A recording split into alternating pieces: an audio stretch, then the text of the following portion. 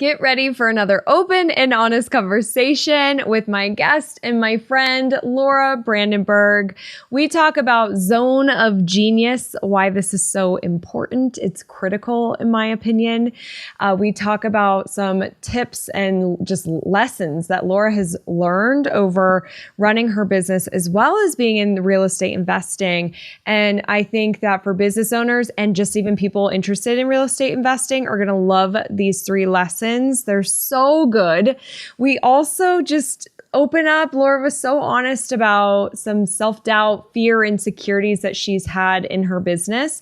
And we even talk about how she wound up in the hospital through burnout. And there was so much going on in her life, and it really gave her a reality check of what's important and how she wanted to proceed and move forward for a better, more healthier life. So I'm so thankful that she shared that story and just opened up with us. Before we dive in, I just want to share a little bit more about my guest. Laura Brandenburg, ACBA, CBAP, internationally recognized leader known for helping mid-career professionals start and succeed in business analysis careers. She is the founder of Bridging the Gap, the best-selling author of How to Start a Business Analysis Career, and the creator of the Business Analysis Blueprint Certification Program and the Applied Certification of Business Analysis, ACBA.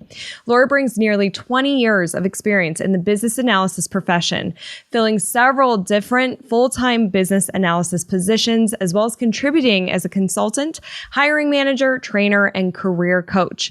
She believes that we build our profession one business analyst at a time, and her life purpose is to help others achieve more confidence and live their best life. Laura lives in Surf City, North Carolina with her husband and 2 daughters, 9 months each year, and spends the summer on Lake Michigan outside Traverse City, Michigan, while they rent their primary residence in North Carolina. And we talk about that and how that has generated multi-6-figure revenue for Laura and her family, which is awesome. So get ready. This is a great conversation, and let's dive in. Are you ready to open up and talk about all things business? I'm Crystal Vilkaitis, a curious entrepreneur who loves talking about business, especially over a glass of wine. I started Crystal Uncorked to share open and honest conversations about my journey and talk to other entrepreneurs about their experiences. We pull back the curtain and talk about the highs and the lows. Wine isn't required, but is recommended. This is Crystal Uncorked. Laura, I'm so excited to have you on Crystal Uncorked. Welcome. I am so excited to be here, Crystal. Thank you for having me. Yes, of course. Okay, let's start with what we're drinking, because I feel like you've got a special drink with you today. I do. I opened a bottle of, it's called 45 Red from 45 North, which is a winery in the Leelanau Peninsula. And you and I have talked about that before, but there's it's sort of a somewhat unknown area for tons of wineries. And it's also kind of it used to be the cherry capital of the world. There's a ton of cherries there as well, and a ton of vineyards. So this one, we just got introduced to this winery a year ago from my sister-in-law, and we brought a case home with us to North Carolina. So it's really delicious. Oh, I love that. I have to go. When you told me about it, I'm like, oh my gosh, this place sounds amazing. And I bet they've got some good cherry wines too. Yeah. So one of the things about a lot of the wines there is they tend to be really sweet. And we find ourselves getting used to it over the summer. And so we don't bring a ton home, because when we get home, we're like, oh, it just doesn't taste the same. But this one, I'm even after 6 months, it's this one's tasting really good. So I feel like there's some drier wines that have started to come out of there too. Yeah. Nice. I love it. Well, cheers. I have a Chianti Classico. I'm on a Chianti Classico kick right now. So cheers. Cheers. All right. I am so excited for us to have this conversation. We've known each other for several years now. We've been in a mastermind together for several years. Something I love about you is when we bring up our questions in these masterminds, I can see your wheels are kind of turning, and you take a few steps back to really understand, what's the root of this? What's the real question? And I feel like that's a superpower. I don't feel like everybody can do that. But I just wanted to say, like, I love that about you. And it's been so fun getting to know you and your business. I'm excited for Crystal Uncorked people to know more. So take a couple minutes here and tell us about Bridging the Gap, your business, and how you got started. Yeah, so Bridging the Gap is an online training and certification company for business analysts. And business analyst is a role in a corporate environment. Usually they're on a big business process improvement project or a software project. They're helping ensure like the technology you build actually delivers some value for the business. So they're usually in the middle, quote unquote, bridging the gap between business and IT. And I started this business back in 2011, and I had a career in business analysis and managing a team of BAs and project managers and quality assurance professionals. And when I left corporate, I just started blogging about what I had done, and with the goal of doing that as a consultant. And what I found was people really wanted to learn how to get started in the career. And so like my business pivoted several times until we really landed on being a training company that we are today. So I love it. About how many years did it take to really get to your solid core of what you do now? You know, the materials that we're teaching now, we started teaching probably 3-ish years after we started the company. But the program, like the full program that we're delivering now called the Business Analyst Blueprint, that didn't really emerge until about 5 years ago. It actually coincides with my move to North Carolina, which I know we're going to talk a little bit more about too. So there's an interesting parallel there. Okay. Well, I feel like that's a good kind of segue into that because we love real estate investing. That's something that we share. And I know that you are doing some cool stuff there as well. So tell us about that side. So, I mean, would you consider that a business or it's just kind of more investing? Yeah, it has kind of become a business. It didn't start out that way. But about 4 years ago or 5 years ago, we decided we wanted to live on the water full time. We were living in Colorado at the time, and we had already bought our house in Michigan, on Lake Michigan there. And we like spent the summer in Michigan, and like I was just like my heart sank about going back to Colorado, even though we like loved Colorado. I mean, it's so beautiful, and we lived in the forest. It was great. But like I realized I just really wanted to be by the water, but I didn't want to be in Michigan all the time. So we started to look at where we could live and found a house here in North Carolina, oceanfront house that also had rental income. So what we've been able to do is like we still wanted to spend our summers in Michigan, and that is also peak season here in North Carolina. So we rent our primary house for 3 months a year, and then we moved to North Carolina, and that's been successful enough that we were actually able to move into a second house a year and a half ago. And so now we're renting the first house out as full-time as possible and then doing the same thing with our now current home. So, and are both of the homes that you have as investment properties, are they both in the same area? Yeah, we're about a mile. Okay. Yeah, they're just a couple miles apart. Yeah, and this is like on the beach. When I see your photos, when you guys are there, it just looks so, there's something so healing about it, like especially for somebody that needs to be near water, which is me. I don't need to be by the ocean. It's just there has to be water nearby. And seeing your girls play, and it just looks, I feel like there must be such relaxation as well as like inspiration for business. Do you feel like you have like these creative inspiration, motivation while you're there, or is it more like rest in peace? A little bit of both. For me, I think like I remember the first moment we got here, or like that first couple of weeks, and I just felt so like cared for and nourished. Like it just was like, oh, like I didn't even realize how much I needed this. Like need is a big word in that, but like how much I wanted this, or how much this is just like taking care of me, and how it just felt like it opened me up to doing more. And so yeah, sometimes, I mean, I get great ideas sitting out on the deck or walking along the beach, but it's more of just like, it just takes care of me. Yeah, it's like fulfilling you. There's something inside of you that missing puzzle piece or something that you just need. Yeah. I love it. And I mean, so you are making multi-6-figure income on your 2 real estate properties right now. We are. Which is awesome. Like, I am just newbie of real estate investing. I was sharing the other day how we're trying to invest in model homes because then the developer rents it back from you. So we don't have renters that we're dealing with, it's very easy. Like, nobody's really living in the house. So that's great.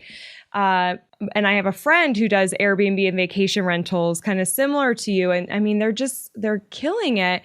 And you set up your systems. I'm sure you have your systems in place to be able to just take people in and flip the house for the next group and do all of that. And I mean, sure, there's some work involved in it, but it's just like such a great way to have another revenue stream. Yeah. Yeah. And for us, when we first moved here, like it was a big, scary financial decision to like buy this $1 million plus house on the ocean. Right. And and we didn't even really fully realize how much it costs to maintain a house like that. So I mean, we knew that it was, but so having that rental income just took the edge off. And where our goal was not the rental income covers the mortgage and then some, but our goal was we can afford to live here, but now we can we have this huge buffer for maintenance and risk management. And so now it's starting to be an actual profit center. And then the equity in the house, both houses has grown just with how the housing market is. So it's a huge source of wealth for us right now, as well. Love it. Love it. I think what I love most about that is that you guys just followed your heart and you did it. And that, and you just listened to yourself. I think so often we feel this pull to do something or go somewhere, and fear could creep in and hold us back, or the head trash, or what if, or all the stuff. And you guys did it and figured it out. And now it's another revenue stream, and now you're replicating it. It's just really cool. Yeah. Yeah. People often ask, awesome. How do we find this place? And I was like, well, we were really, truly what you said, following our desire.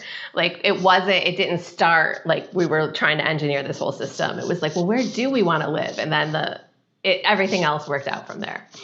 Yeah, I love it. Okay, so my first question for you is actually one that you wrote for. You helped me. I threw out some questions and, hey, if there's anything you want to ask somebody, what would it be? And I loved your question about zone of genius. And so I want to know, what is your zone of genius? That thing that you're really good at, that you also really love, and when and how did you discover that? Great question. So you actually called it in my intro. So I feel it's getting to that root cause of what's really truly the problem here. And with that also, I feel that's one piece of it. And I feel there's another around embedding my knowledge and expertise into a system. So that's what I really feel I've done within Bridging the Gap. Now I just see we've created this program and it continues to support and help people beyond me. And there was a part of me that figured out what that needed to be and how that was going to solve the problem for our participant that they had of not having the confidence to get started and to move forward. And part of it's the content, but it's also the whole delivery of the program and how that really solves that problem for them. Yeah. Right. I can so see that. That's funny. I can so see that being your zone of genius. Yeah. And that's great that you love doing it because you're so good at it. Did you ever have a time where you weren't really doing that though? I know as a business owner, we get so caught up in doing everything that sometimes we're not spending time on our zone of genius. And so things can feel harder or not as enjoyable.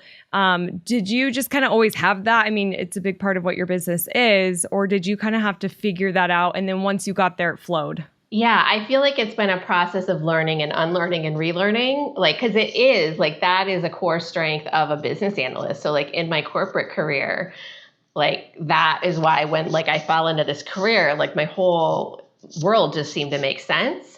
And then as a business owner, though, I think I kind of discounted it a little bit. And, we have especially when you're starting out, all the things that you feel you need to do. And so I was doing all the things, right? So there's been a sort of a refinding of it. Which we've been on that journey together over the last several years of so what is it again? And what am I doing that fits within it and what doesn't? And kind of a shedding of the responsibilities that just don't make sense anymore. Totally. And it's such a process. It doesn't happen overnight. It's so something that you really have to work towards. But I think it's so important for people to know their zone of genius, because then it allows you to be in flow, and it allows you to sustain longer, I think, like less of the burnout when you're really doing stuff that you enjoy and that you're good at. Now, speaking of kind of like what you're good at, I love talking about made it moments where these can be big or small. It could be the first sale to I was interviewed by Oprah. I would love to know, what is one of your made it moments? Yeah, I think, the first sale was a huge one for me. And I still remember like that feeling when like the first ebook sales came in. And that was about a year after I started my blog.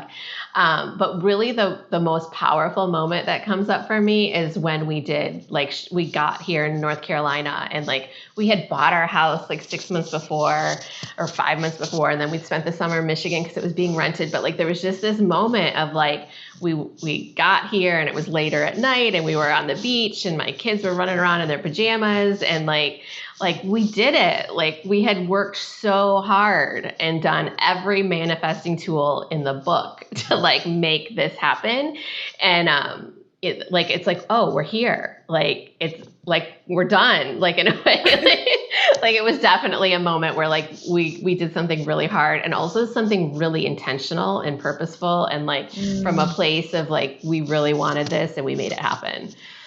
Yes. Oh, I love it. It's cool when that happens, when you're like, I can see it and I feel it and I'm really clear on what I want.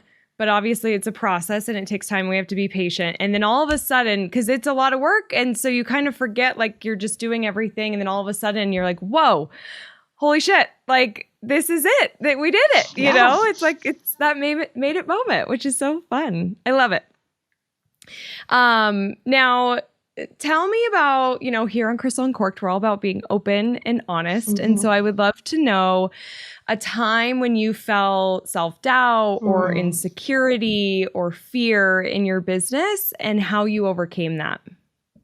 Yeah, like all the time. Is that like not really, like, but yes, like I feel like it's a constant process as you're growing, right? But but the thing that I feel like I'm working through now, or have just recently worked through, is we are in the midst of hiring a really significant team member. So bringing somebody in as a director of operations, which you have watched me on that journey for the last probably 2 or 3 years of like, should I hire this person? Who is it going to be? Like, how much is it going to cost? Like just in the circle of doubt and like, yo, wait, I don't need that. I can live without that. And like, no, I really need that. What's it going to look like?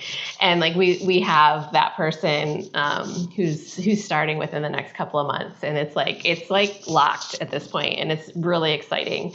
And working through that was just like working through that. Right. And like also dialing into like, what is the true desire here? Why do I want this? Why is it important? What does it mean for me? What does it mean for the business?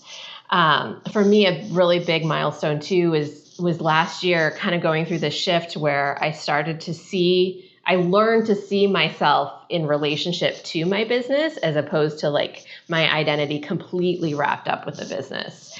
And so that also opened me up to like receive more support in the business. Like I don't have to hold on to all the things.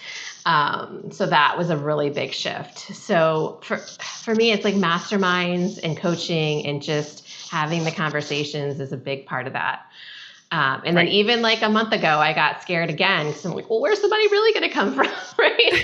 And so I did some worst case scenario, like, okay, worst case for the year, if like our revenue doesn't grow and I'm paying this salary, like what's going to happen? Like, oh, right. We won't be out on the street. And oh, right. Like we'll still have a little bit of cash reserves left, like it's not even close to, so just like having that worst case scenario in my mind, I think is a really big one too. Yeah. I love that you share that, because I think a lot of people, including myself, struggle with investing in help, because we do, especially in the beginning, well, not even especially the beginning. It's like you are really looking at your budget and you're capable of doing a lot. And so, especially I feel like entrepreneurs, we're quick starts, we'll get stuff going, we'll get shit done, like we act, and we have a vision of where we want to go, and it can be really hard to let go of some of that and then know like and trust that we'll be able to pay for that person. But the thing is it's like, I say this often, if you want to go fast, go alone. If you want to go far, go together. There's no way that it's sustainable if you really want to grow a business and it's just you, And I think that a lot, I've heard this at many conferences, I'm sure you have too, of people saying like one of their biggest regrets was not hiring sooner, like just because once you have that person, like I can't wait till she starts with you next month because I just want to hear about it. I feel like it's going to take a lot off of you. I think the business is going to continue to grow. And like you said, so what is the worst thing that can happen? And that's where you asking the right questions, right? To get to the root of like, can I handle the worst case scenario? And I often, when we ask that question, we're like, oh, I can handle that. But we so get caught up in just like the surface level stuff that we don't go deep enough to really figure out like, I can handle this. It's going to be okay. And then look at the other side. It's really going to help grow the business. And I love what you said too. Like you're not your complete identity isn't the business. Like you have a relationship with the business. There's more to your life, obviously. And as entrepreneurs, it's easy to get really caught up in our business and have that be the top priority and take all of our time. And so I just love looking at it that way of like the relationship to you and the business. Yeah, it was a huge milestone moment for me last year when it's like I remember being in a mastermind and like there was this fissure of like, oh my gosh, like I have been so like they've been so intertwined and like it's okay to be separate and healthy. It's not just okay, it's like necessary. Absolutely. Yep. Yeah. It's very unhealthy the other way. Yeah.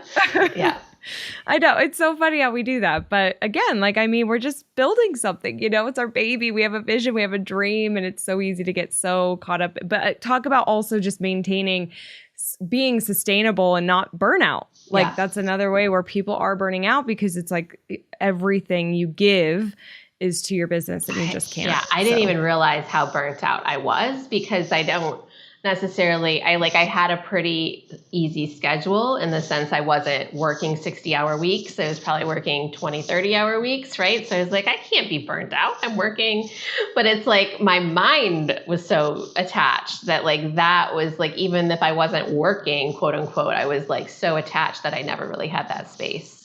So, right. Yeah. Well, and you tell me we can cut this if you don't want to talk about it, but you did end up in the hospital. Like it was, and that was from like you overdid it. Right? Yeah. I mean, there was a lot of things that I'm happy to talk about that. So yeah, okay. I did. That was a few years ago. And like on top of, I think a little bit of burnout, I was also striving in a direction that was not my zone of genius. And I had invested in some coaching and a mastermind. And it was like, there was some ways in which that like totally expanded me. And then there were some ways in which I got into this, like, well, I have to do it the way that everybody else is doing it. And I started like trying to sell VIP days and like, I don't know, I was doing all kinds of stuff. And then I had a launch, like I had set a big goal for a launch and I achieved what felt like a fraction of that. And that crushed me. And then we also, we got evacuated for Hurricane Florence and we like in the middle of the launch, we were out of town and I was like nervous, like overwhelmingly nervous about what was going to happen to our home. All kinds of attachments. Yeah. And then a month later I was in the hospital with like this mystery infection. So yeah. It's pretty amazing how the body acts and reacts to stress. And to your point, like you don't have to be working 80-hour weeks to like physically be working. Your mind is always going. And I so can relate. I had like crazy town chills when you were talking about I was in these masterminds and I took on other ideas and doing other things like VIP days that I wasn't my core model. And then we did a launch and then it was not at all where I thought it would be. Oh my God, Laura, I have done the exact same thing. Yeah. It's like just lost my voice, change the business. Oh, that's working. Let's stop doing that. Let's try something totally different that somebody else is doing. And it totally failed for us too. And it's a lot, like it's hard because you put in a lot of hard work to create all the new copy and how we're going to deliver it. And there's so much that goes into it. And you're so excited too. And you think this is going to be epic. And then when it crashes and burns, and that happens, right? Like it's not guaranteed that it's going to be this wild success. It takes the wind out of your sails. Like it's so tough. And I don't know if you've ever experienced this, but for me, like it happened several times in a row. And it's like, gosh, you got to get back up and do it again. Like, I don't know if I have the energy for this. Like, how many times do you get knocked down before you're like, I'm doing I'm out, it's tough, but through it, you learn so much. And unfortunately, sometimes we got to take a step backwards to go forward. And that step backwards was you in the hospital. But I feel like I watched you through that process, like really questioned and reevaluated your life and what was going on and how much you were going to take on and boundaries. And you've been a lot better since, thankfully. Yeah. So, Thank you. Thank you for acknowledging that. Yeah. It really has been, huge. Cause it was scary because you think like, what is wrong, like with my body? What is wrong with me? Like there's just so much to unpack following a situation like that. Yeah. No kidding. And that takes a lot of time and a lot of energy to work through that, but you did. And I'm just so glad that you did and you made it out on the other side. I love it. Okay, so tell me, what are 3 key lessons or tips that really propelled you to get to your current level in terms of impact and or revenue? Yeah, so I have 1 from the real estate side and then 2 from the business side. So 1 from the real estate side that we kind of fell into, and I didn't realize, like it took me a few times to realize how powerful this was, but like how powerful it is to leverage debt to grow your real estate. And like both of the houses that we have now, like a substantial portion of the down payment came from houses that we sold in Colorado, where we were able to take that equity and essentially like 5 to 10x the value of the real estate that we could have domain over by selling and buying bigger, right? So, and then to see that over the last couple of years with how the housing market is rising again, to see that actually generate like additional equity that would have never happened if we had like, my goal at the beginning was like, we are going to like pay down this house as quickly as possible. And like, we're going to be debt free in 5 years or 10 years or whatever. It was always something different. But like, now it's like, I don't really have that goal. It's like, because it all circulates and pays for itself. It's less about becoming debt free. Of course, like this isn't credit card debt, right? It's real estate debt. So it's different. Right. But like, how can we leverage, like we're already like, okay, now how can we leverage this equity into additional investments that will continue to expand what we're doing? Exactly. Yeah. And before you share your other 2 tips, I just have to say that I have so been in that state of mind of like, pay down the house debt, let's be debt free, financially free, like all. And my mentor, Patricia, who's been on the show, is very big into real estate investing too. And she's like, look, you could do it however you want, but I got to tell you, you can leverage the debt. And yes, you're going more in debt, but you're building your assets. And it was like mind blowing for me. And I was learning about HELOCs and I'm like, wow, I have a little bank here. Like I've got my own bank. Then the interest rate is typically lower when you're taking out from your house and you're putting a down payment on another property and you could pay that back. But it's like, it's kind of that risk. I get nervous about spending the money or investing the money and taking on more debt.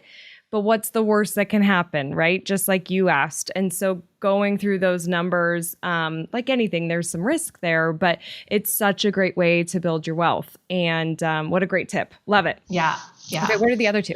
Yeah. So in Bridging the Gap, we talked a little bit about this, but delegating before I was ready, right? So I hired my first VA, well, first it was a bookkeeper, and then it was like, I just need some help with some customer support emails. And it was 6 to 12 months into my business. And I do feel like, I have been slow to hire, like to do the big hires, but I've been quick to do like the little bits of help.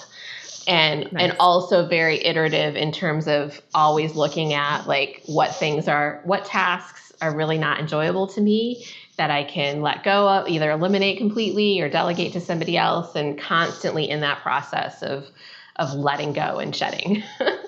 Yes. Yeah. Amen. Love it. You can't have the freedom that you want in your business without that.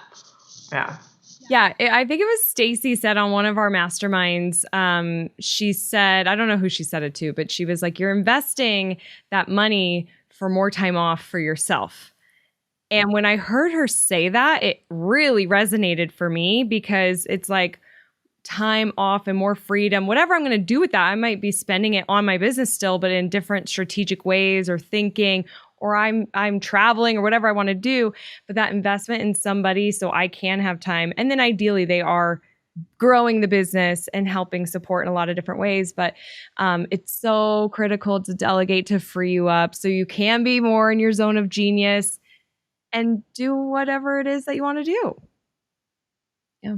Love it. What's your third one? I would say the third one, I'm having trouble getting the right words around this, but what I feel like is like I have this loyal team, and especially like on our, we have kind of think of the team in two areas, like our operations team, which does all the marketing and behind the scenes and is like in the business on a daily basis. But then we also have an instructor team, because there's a lot of instructor support behind our program. And like, I feel like it's magical sometimes, the people that we find and the people, like the loyalty they have somewhat to me, but also just really to the company and to the work that we do. So I feel like it somewhat comes from me like genuinely caring about them, but also creating a transformation for our people that makes it easier for people to care about. And that's especially from our instructors, right? Like they are so excited about the results people get through the program. I feel like they put up with a lot from us, right? And like we'll just constantly be there and like go above and beyond to serve people. And the business really doesn't work without everybody being involved in that way. Yeah, totally. It's meaningful work. Yeah. I mean, it's pretty powerful when people are in a job or contract work or position or whatever where it's meaningful. Yeah. And they're making a difference. They get to see the transformation. And then also to your point of just caring too, like one of our partners, Bob Nagin, talks about an emotional bank account. Like you've got to fill the emotional bank account. And, you know, you should be doing that with your customers and your clients, but with your team too. Like, I mean, everybody you really want to try to invest in. And it sounds like you've got a good balance there. So those are great tips. I love it. And lessons. So I'm a very curious person. I think you know this. And I'm curious where your curiosity is right now. What kind of questions have you been asking yourself lately? Yeah, I've really been asking myself the question of like having gotten to a point of achieving like a certain amount of time freedom and financial freedom. And there's still more coming there. But like, okay, so what do I actually want to do, right, with my time? Because it seemed like this, like someday I'm going to have time freedom, right? Someday, and I'll figure it out then. It's like, well, okay, it's almost here. Like, what am I going to do? And do I really want to just be like sipping margaritas on the beach, or do I want to be like, how much do I want to be contributing, and how do I do that in a way that feels good and that I can still have boundaries around in case, you know, I want to go do something else. So really just exploring like what does time freedom look like and what contribution I'm here for. And one of the things that's come up for me specifically around that is wanting to invest in a regenerative farm and put that in place here in North Carolina. And so a lot of that free time has like gotten consumed by like learning about farming and how to grow a farm business. And which is sort of, so there's a lot of curiosity just around that as well. Like it's pretty awesome. So much curiosity. And I you have to talk a little bit about it, because it's like business analysts, you know, online business, teaching business analysts to farm, you know, it's like so different. So I know that you're in the early stages of all of this, but can you just kind of share just a little bit of like how that came up for you or where you're at right now? Yeah. So I was in a mastermind this past year with Kate Northrup, and it was about how to apply regenerative agriculture practices to your business. So it was not about like starting a farm, but and then we watched this documentary called Kiss the Ground. And so when like what my takeaway from that was like how we do farming is actually how we can reclaim carbon. And like that is the root, like going back to the genius, like that is the root cause solution to climate change. And like, it was just like a smack in the forehead of like, oh, the solution is like right here. And it's not, I mean, maybe it's becoming more widely known, but like I had no clue about this a year ago. So, so that was that. And then part of it also is just from a health perspective. And this does go back to being sick a bit, but like really like, what is the food that has the true nutrients that nourishes the body? And that also comes back to a lot of these practices that really focus on the carbon cycle and really healthy soil, which creates a whole different quality of food than what you can even get like at an organic product at a grocery store.